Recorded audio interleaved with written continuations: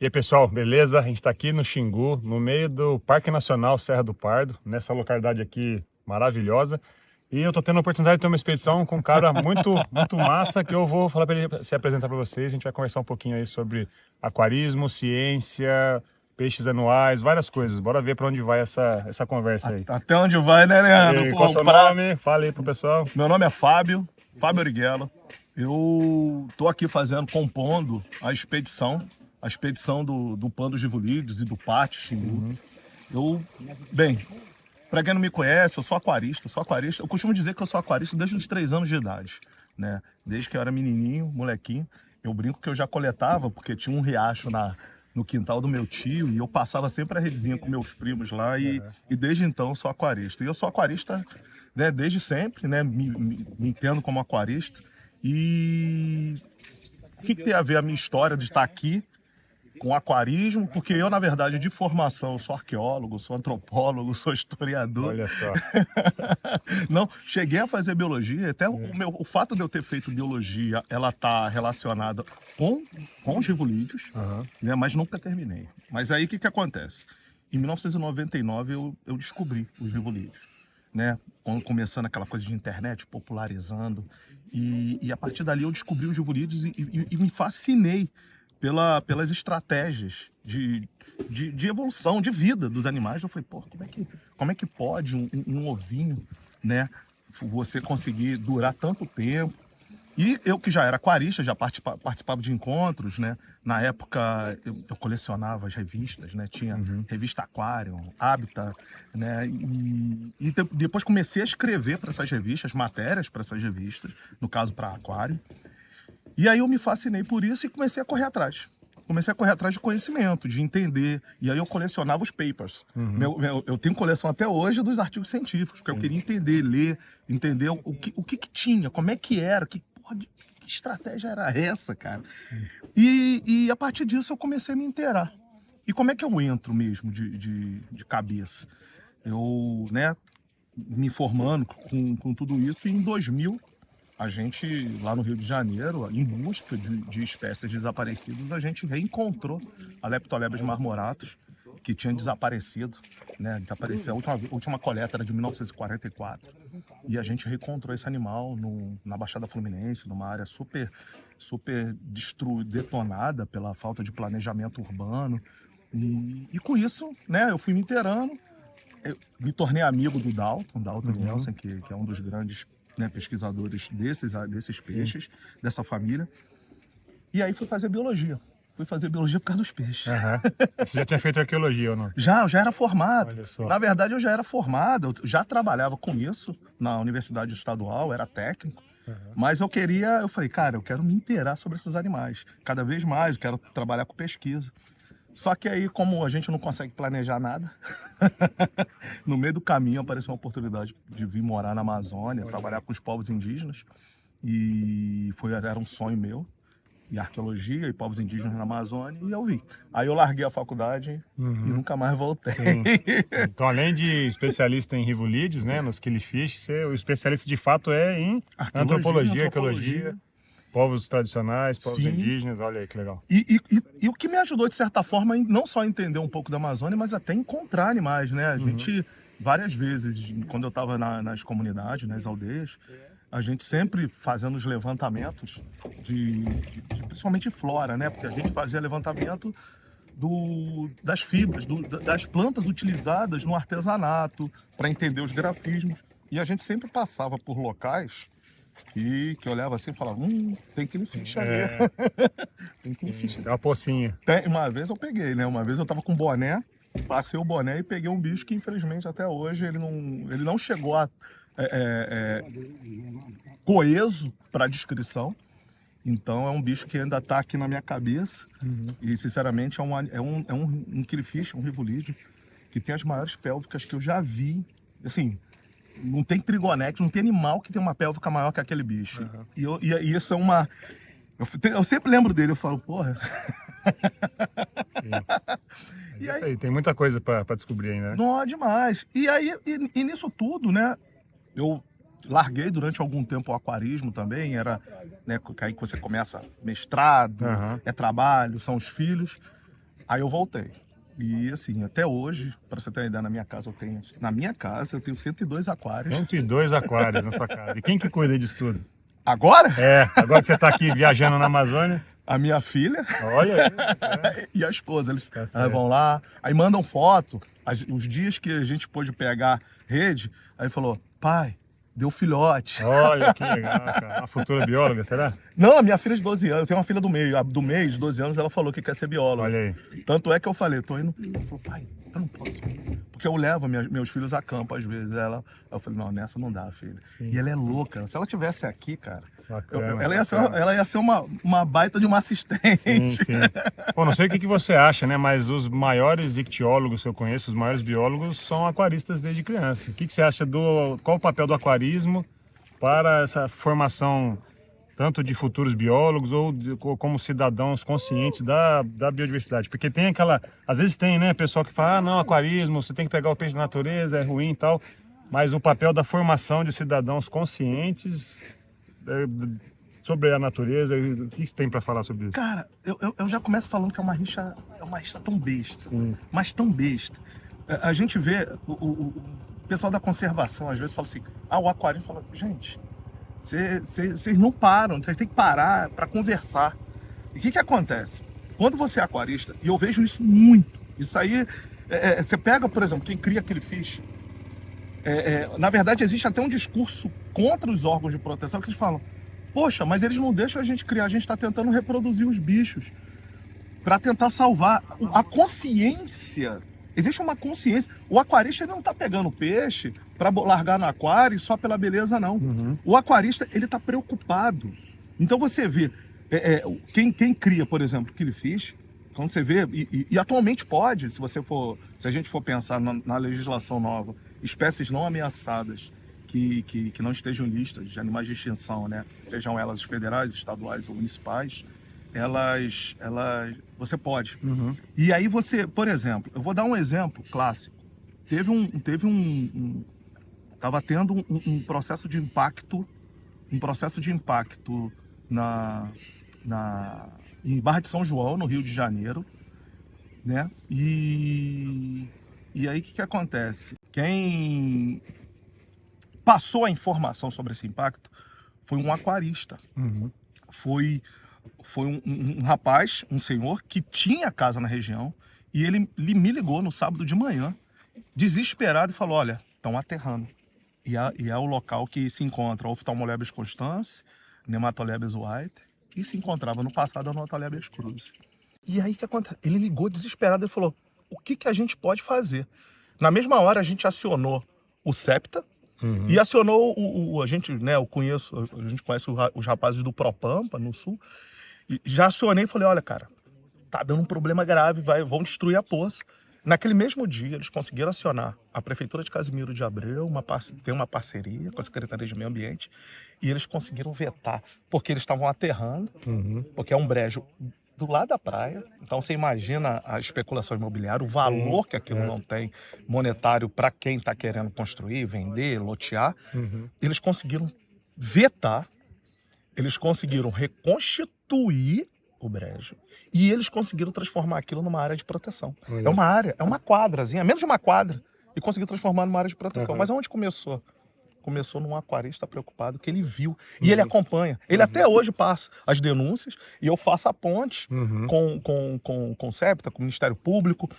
E o que acontece? Quando você pega o histórico das espécies descritas no Brasil, por exemplo, de killifish, todas elas não, mas muitas delas têm mão de aquarista.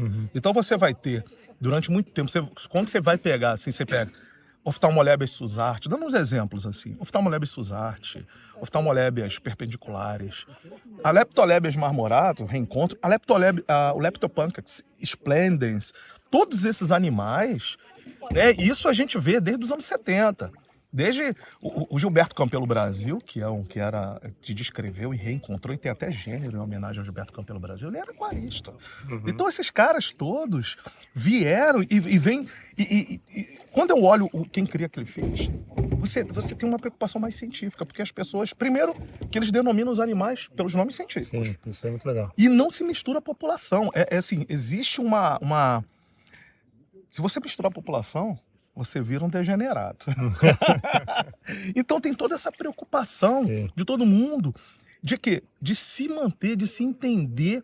E isso assim, o aquarismo de geral. Quando você pega quem cria, ou você tem essa preocupação taxonômica, o pessoal do Killifish, quando você vai no pessoal do GUP, essa preocupação genética de fazer os cruzamentos. Dos beta, você é criador de beta também, né? Eu sou criador de beta e beta selvagem. Beta selvagem, é o mais legal. Então a gente tem, até nos beta selvagens, a gente tem preocupação com as populações. Então, por exemplo, um beta que é permitido no Brasil é o beta rutilans.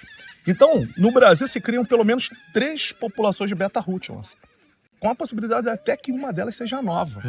Já tem isso. Você não mistura. Se você mistura, você vira um degradado. Então, acabou, você vai pro degredo. A moral acabou entre os aquaristas. Acabou. Você vira um aquarista de última classe. Então, assim, o que acontece? Quando a gente pega... Aí a gente vai pegar os trabalhos, por exemplo, de etologia reprodutiva dos Killifish. E a gente tem poucas pessoas que trabalharam com isso. Então você tem lá atrás, há 20 anos atrás, quem estava filmando para o pesquisador era aquarista. Não era o pesquisador. O pesquisador já fazia, falou, você grava para mim, você faz isso. Então, a percepção, há quantos meses, por exemplo, usando os Killifish, né? Quanto tempo leva pra gente, quanto tempo a gente tem que guardar essa desova para, de novo, aí às vezes observar, esse ovo embrionou, esse não embrionou, o que está acontecendo? É o aquarista. E aí a gente percebe o quanto a gente perde quando a gente afasta. Exatamente. A gente afasta o aquarista. E aí eu tenho uma historinha que eu acho super legal, que é do Tanix albonubis. Você sabe a história do Tanix? Que foi um menino curioso, né? A gente, quando é menino, que encontrou um peixinho, leva para o pesquisador lá na Nuvem Branca, na montanha da Nuvem Branca, e o cara dá o nome, que é o Tanix albonubis, né? Peixe de tã da Nuvem Branca. E quando você vai pegar os rivulídeos, uma série de rivulídeos tem nome ou de aquarista, ou até de coletor, como a gente tem aqui a Maratecoara gesmone, entendeu? Em São Félix. A gente tem até um peixinho com meu nome. Cara famoso. Sim, qual que é? É o Anablepsoides origuelai, lá no Tapajós. Então, assim, quando você vai pegar, tem o Suzarte, Ophthalmolebes Suzarte, na Bahia, que é em homenagem ao Suzarte. O André Carleto, que também chegou a fazer biologia, mas não terminou também, ele tem a Ipsolebes carletoi. Então, esses peixes todos, né? A gente no passado, há 20 anos atrás, Leandro, a gente tinha boletins, a gente tinha revistas e tinha boletins eletrônicos, que hoje não existem mais. E muita coisa do que o pessoal está vendo hoje, até de populações, né? E eu estou vendo agora a questão, por exemplo, da Ipsolebes magnificus, e aí se dividiu, tem magníficos, Ipsolebes gardneri, são, né, do grupo, do complexozinho da magníficos, são coisas que foram observadas 20 anos atrás. Porque, o que acontece? O aquarista vai acabar. O aquarista vai acabar, o comércio. Cara, o aquarista ele tem uma consciência ambiental que eu não... Assim, não é que eu não vejo em outros hobbies. Assim, tem outros hobbies. Tem pessoal que coleciona moeda, pessoal dos selos. Mas o aquarista, ele tá preocupado, cara. Tem um pessoal que, por exemplo, cria planta. Então, cria, por exemplo, as bucefalandras. Então, cada um tem as variedades. O pessoal não mistura. O pessoal tem todo aquele cuidado. Um exemplo também, lembrei de outro. A gente tem 2 espécies. Isso me agonia demais. Tem 2 espécies que estão extintas, até a segunda ordem, elas estão extintas na natureza. Que é o Sympsonites zonatus, que ocorre na região de Unai, em Minas Gerais, e a Ipsolebes marginatus, que está lá no norte de Goiás. Na natureza, a gente não encontrou mais, as áreas viraram campos de soja, no norte de Goiás, cana de açúcar, e esses animais não foram mais encontrados. A marginatus, ela tem a última coleta de 1999, a zonatus é da primeira metade da década de 90, mas esses animais ainda existem no aquarismo. O que me agonia é a gente não pegar esses bichos, não fazer uma análise genética, não fazer um trabalho de reprodução e tentar recriar biótopos e tentar... É meio que uma arca de Noé. Eu costumo dizer que a gente não vai conseguir. Por mais otimista que eu seja, eu não creio que a gente consiga proteger todos os ambientes, sabe? A gente pode proteger um ou outro, pode até conseguir de todas as espécies, mas não de todos os ambientes que elas ocorrem. E eu vejo o aquarismo, eu vejo a reprodução ex situ, né, nas universidades e com o conhecimento que os aquaristas já acumularam nesses tantos anos de criação de qualquer animal. Eu falo isso, seja de poecilídeo, seja de um rivolídeo. Um cascudo, um cari, né? Um Cascudo. caride, né? Cara, tem um amigo que ele cria cascudo. Ele tem uma série de caixas d'água. É hobby, é hobby. Uhum. Ele é pesquisador de uma outra área, mas ele tem um hobby e ele compra nas lojas esses animais. Você chega onde ele cria, são várias caixas d'água, ele com sistemas de filtragem, SAMP. Cara, eu brinco, né? Esse amigo eu vejo de ano em ano, porque ele demora a responder. E aí quando eu vou na casa dele, ele reproduz tudo. Ele tem tudo, tudo. Quando você pega os tijolos que estão dentro da água e levanta, o que mais cai são filhotes. E ele fala, esse aqui demorou 5 anos para amadurecer. Esse aqui, ele tem a paciência, vamos dizer assim, oriental, de aguardar o tempo certo e conseguir reproduzir e separar cada L pensando nos cascudos. Então, quando você pensa que a gente está perdendo, e eu acho que o grande vilão no caso, é a degradação ambiental, o licenciamento também ambiental feito da maneira errada, que você não cobra, porque cada vez mais está ficando frouxo. Então vão ficando frouxas as amarras que seguravam o licenciamento ambiental. As pessoas, não que eu não creia no desenvolvimento, não que eu não queira o desenvolvimento. Eu não quero ele a qualquer custo. Porque a gente não sabe o mundo que a gente vai deixar depois. Sim. A partir disso, a gente não tem noção dos impactos a médio e longo prazo.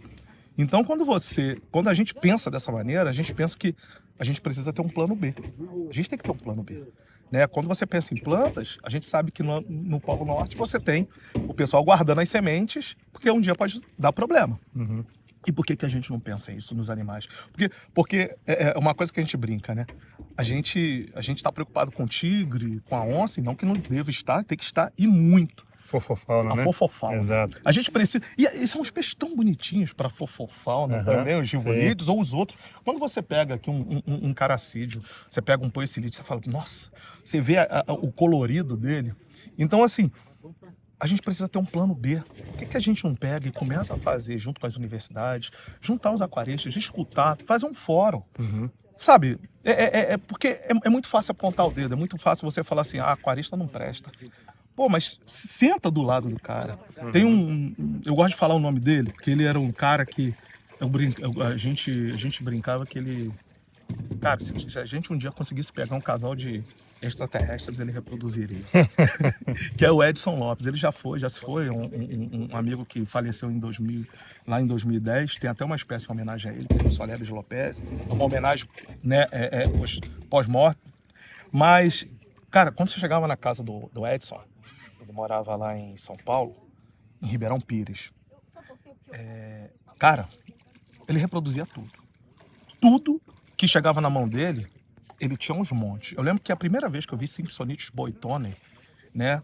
E foi na época que você ainda encontrava, o pessoal coletava, você ainda encontrava até em lojas alguns peixes, alguns killifish. Eu não acreditei, não. Era tanto Simpsonites boitone no aquário que eu fiquei olhando e falei, cara, esse cara é mágico. Esse cara E não eram bichos pequenos, eram uns bichos que eu acho que nem na natureza a gente pega. Então, assim, a gente precisa sentar com os aquaristas, né? E eu me incluo também, eu sou aquarista, não deixo de ser.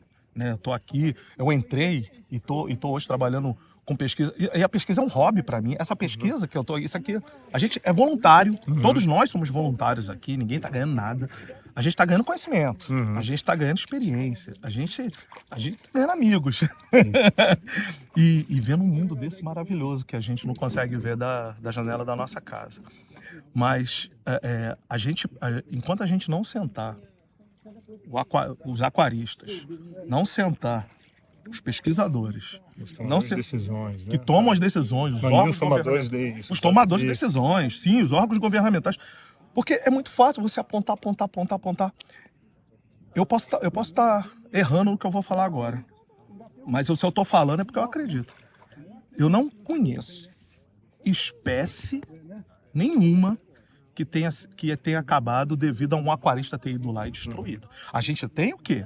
A gente precisa se organizar, a gente precisa ordenar, isso a gente precisa. Né? A gente sabe de histórias, por exemplo, nos anos 80, que tinha empresas né, grupos de coleta, não de aquaristas, mas de empresas que coletavam. Foi assim que se descobriu, que na época se chamava, se eu não me engano, é a GO3, que hoje é a Spectrolabs Costai, que tinha um derrame nas lojas em São Paulo. Assim, vinha 1000 animais. Mas aí era uma coisa desorganizada, eram empresas que faziam coleta pelo Brasil e raspavam a poça. Mas de lá para cá, você não tem mais isso. Você, pelo menos, se você vê, você não encontra. O Killing Fish proibiu, hoje pode, mas tem toda uma burocracia necessária e tudo mais. Hoje é até permitido você criar. Mas eu não consigo acreditar que um aquarista seja responsável pela extinção.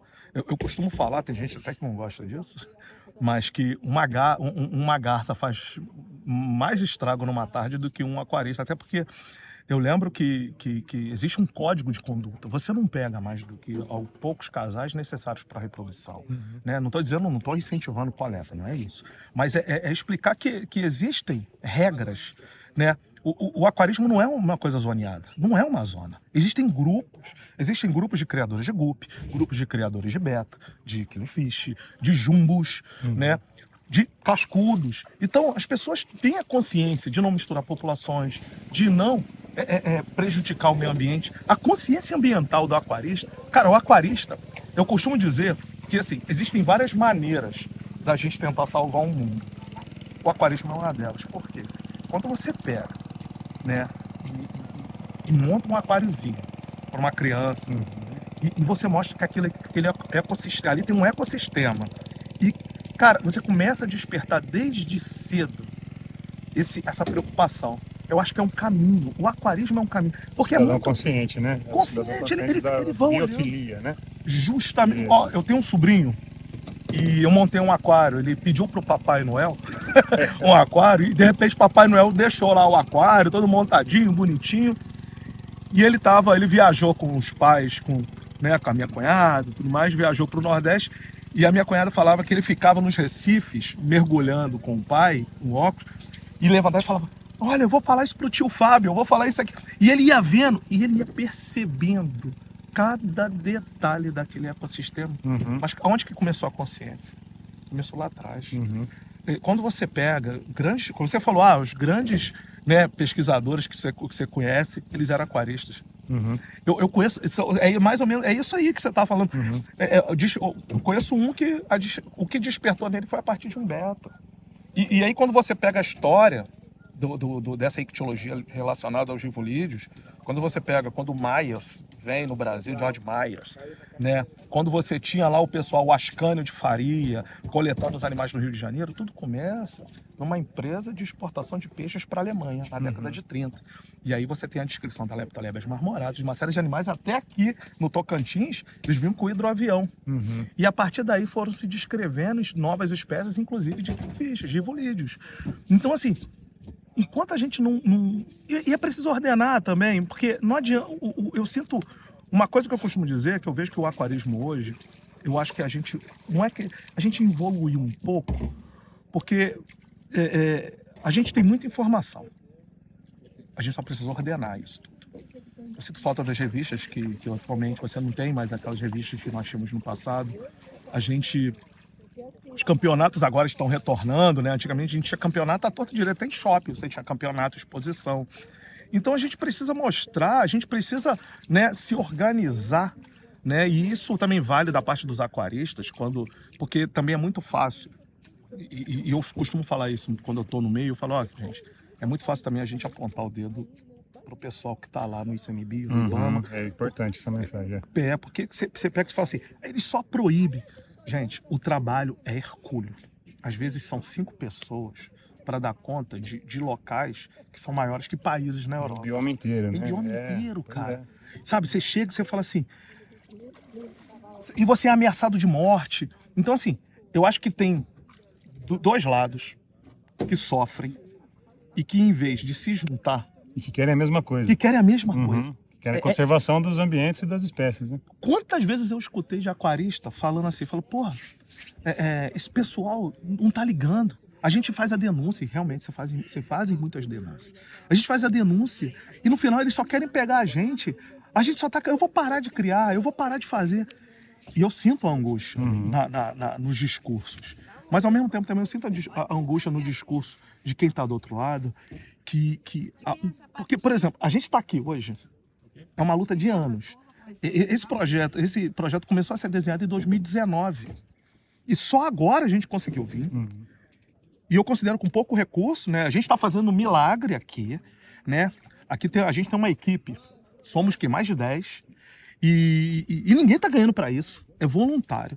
Você está aqui, deixou suas coisas na universidade, eu deixei o meu trabalho para estar aqui, todo mundo deixou os seus lares. A gente já está aqui o quê?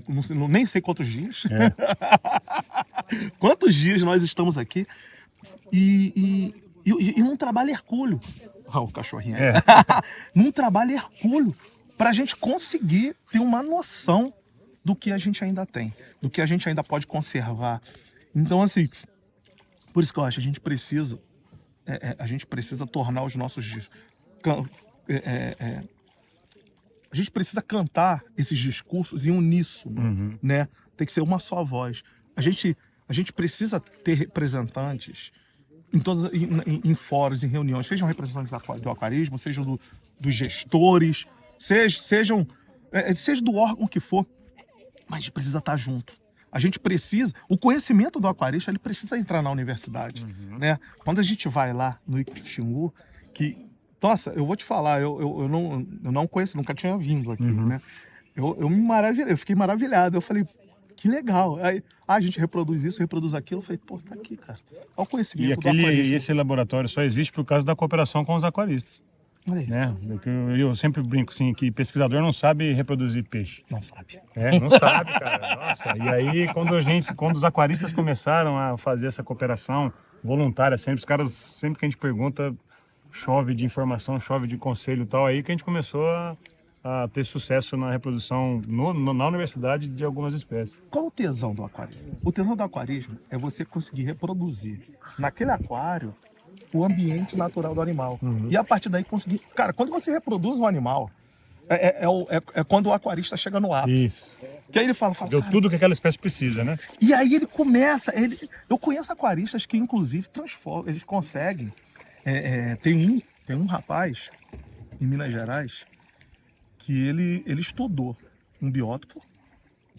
Ele estudou um biótopo. E ele é botânico. Ele é botânico de formação. E aí ele fez a coleta das sementes, né, para o estudo dele e tal. E ele conseguiu recriar um biótopo de rivolídeo. E esse biótopo está pleno há 5 anos. Ele conseguiu fazer de uma forma que enche com a água da chuva. Ó, que beleza, cara. E, cara, eu vou te mostrar as fotos. Você fala assim, não acredito. E aí, quando ele fez a coleta das sementes, ele fez raspagem no biótopo para trazer as sementes, montou. Mas primeiro ele fez toda uma preparação para que a comida viva tivesse sempre no sistema. Então, ele trabalhou com a questão de Daphne, microcrustáceos e tudo mais. E a surpresa dele foi quando, no primeiro ciclo de chuva, que as plantas floresceram, ele começou a ver peixes. E ele coletou na piscina e ele viu que ele tinha 4 espécies. Olha aí. E tá lá, ele não mexeu mais. Um mesocosmos. Um mesocosmos, isso aí, cara. Que legal. Tá no quinto ano, enchendo com a chuva. E quando seca, deixa secar. Ele deixa secar, ele não tira os bichos. E tá lá com as 4 espécies. No 5º ano já. Eu acho que sabe, a curiosidade, a chave tá aqui, cara. A chave tá aqui. Dá o endereço, eu vou lá, dá um trabalho, dá um paper, é muito legal isso aí. Dá, cara. Não, e esse cara hoje é criador de beta selvagem também. Bacana. E ele, assim, ele é um cara que importa, né? Vem tudo legalmente. E ele cria dessa maneira, ele recria biótopos. E aí é impressionante que eu cheguei uma vez na casa dele, ele falou assim, vou te dar um presente. Já consegui a primeira leva de filhotes de um dos betas que importou, né? Beta-coccina. Cara, eu falei, cara, eu não quero não. Ele falou, não, é seu. Eu falei, não, cara, não quero não. Tinha mais de 100. Ele me deu sacos. Eu falei, cara, que isso? Ele falou, é tudo filhote. Ele também não importa, assim, 10 casais, 20 casais. Ele falou, não, é teu. Eu falei, não, cara, é muito bicho. Ele falou, tem mais, cara, eu não preciso me preocupar. É um cara que tem a mão. Ele é pesquisador também na área de botânica, mas ele é aquarista. E quando você vai, você vê as criações desse rapaz, você fala, cara... E são coisas simples. Ele cria comida viva, ele cria os animais, ele entende o ciclo reprodutivo. e vai Já embora. era. Muito bom. Coisa que às vezes você vai num lugar e o pessoal tá quebrando a cabeça para reproduzir um bicho. Eu já vi universidade que o pessoal usava, por exemplo, para revolejo como substrato a areia. Aí você fala, pô, acho que não vai dar certo não. Pô, legal demais. Cara, esse papo aqui pode durar dias, né? Muito bom. Mas nossa infelizmente, senhora. ó, a galera já tá ali esperando Olha lá. a gente, o barco, Tá né? O todo pessoal mundo tá aqui todo em ali, volta. O pessoal já tá esperando a gente Sim. para continuar descendo Exato, o rio. a gente tá descendo o rio aqui, coletando os peixes, então... Pô, prazer, cara. Pô, o prazer foi Você tem meu alguma te mensagem, conhecer, cara. tem uma mensagem final aí pra quem tá assistindo? Cara, bem, além de achar que o aquarismo pode salvar, pode ajudar nesse processo, não o aquarismo sozinho, claro, sozinho eu acho que a gente não vai a lugar nenhum, né? A gente vai ficar sempre correndo atrás do rabo. Eu acho que o aquarismo ele pode estar ajudando nesse processo, essa compreensão, Sim. porque é necessário ter a pesquisa. Né, os aquaristas falam, pô, mas bota o bicho no álcool, mas é necessário botar no álcool, é necessário botar no formal, é necessário. A gente só protege o que a gente conhece. E Exato. se a gente não conhece, como é que a gente protege? Exato. Esse é o principal. A gente precisa classificar. Isso é super importante. Mas é super importante também a gente entender o pós. Né? E eu acho que esse pós pode estar vindo pelo aquarismo. A minha preocupação máxima, Leandro, eu penso muito. O que eu tô aqui foi até uma coisa que rolou antes de eu vir. E eu fui explicar para os meus filhos. Eu tenho 3 filhos. Tenho 2 filhas adolescentes e um menininho ainda que meu caçula tem 7 anos. E eu fui explicar o que era isso. Você tem que explicar de uma maneira mais didática para um pequenininho. E eu falando, não, papai tá indo para lá. Papai vai procurar os peixinhos que estão acabando. Porque o papai precisa tentar deixar o mundo menos pobre, né? Para quando eu for embora e você ficar. Aí os olhinhos dele encheram de lágrimas. Falou, papai, mas você vai me deixar para salvar o mundo, papai? Aí eu falei, não, eu vou voltar. E é isso que me leva, porque eu fico pensando muito. Eu sou de 1978. Também. Somos 78? Idade. Eu pareço mais velho, mas é a mesma idade. Eu achei que eu parecesse mais velho. Pô, então a gente é ali, irmão de ano. E quando eu nasci em 1978, a gente tinha um mundo. E é um mundo que os nossos pais nos deixaram, né? Eles deram de presente pra gente naquele dia que a gente nasceu. E eu fico me perguntando qual o mundo que eu vou deixar para os meus filhos e para todas as próximas gerações no dia que eu for embora. Então é isso que me move. Eu tô aqui porque eu quero deixar um mundo menos pobre para aqueles que vão ficar. E é isso, é essa mensagem, né? Qual vai ser o nosso legado? Qual vai ser o legado que a gente vai deixar? Cada um tem que ter isso, né? Dentro Cada um disso. pode fazer a sua parte, né? E eu acho que os aquaristas, cara, eles têm também disso. Sim. Qual o legado? Qual vai ser o seu legado?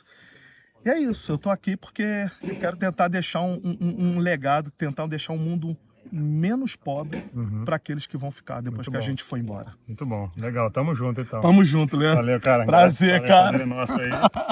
E bora lá, bora por Bora continuar. Isso aí, galera. Valeu. Cara, passei 1 minuto, deu quase 1 hora.